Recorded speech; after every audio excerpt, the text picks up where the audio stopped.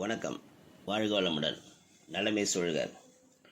நம் முன்னோர்களின் கட்டிட கலையின் வியத்தகும் சிறப்புகள், கோயில்களின் அமைப்பு, அங்குள்ள பூஜை முறைகளில் சிறப்பு, அருள்வாளிக்கும்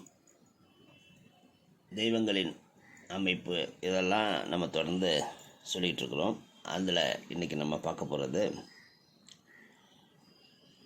பார்த்திபனூர்.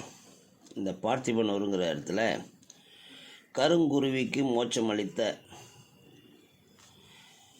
பார்த்திபனூர் பக்கத்தில் இருக்கிற மேலப்பெருங்கரை சிவபெருமான் கோயில். மேலப்பெருங்கரை சிவபெருமான் கோயில்.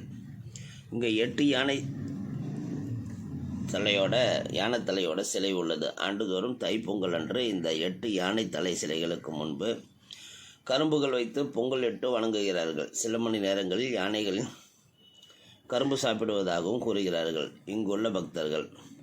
இங்குள்ள ஜுரகேஸ்வரர் தனி சன்னதியில் அமைந்திருக்கிறார். அதற்கு பால் அபிஷேகம் நடத்தி பூஜை செய்தால் காய்ச்சல் பூரண குணமடை என்றும் ஜுரலிங்கம் என்றும் அழைக்கிறார்கள். மருத்துவத்தையும் இங்கே கொண்டு போய் சேர்த்து வச்சுருக்கிறாங்கன்னு நம்புகிறேன். இந்த கோயில் பார்த்திபனூர் பக்கத்தில் இருக்கிற மேலப்பெருங்கரையில் அமைந்திருக்கிறது. இப்போ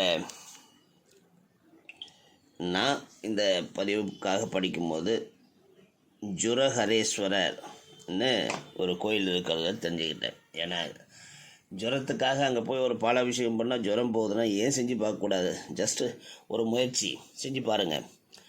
நம்பிக்கை தான் எல்லாம். வாழ்க வளமுடன், நலமே சூழ்க.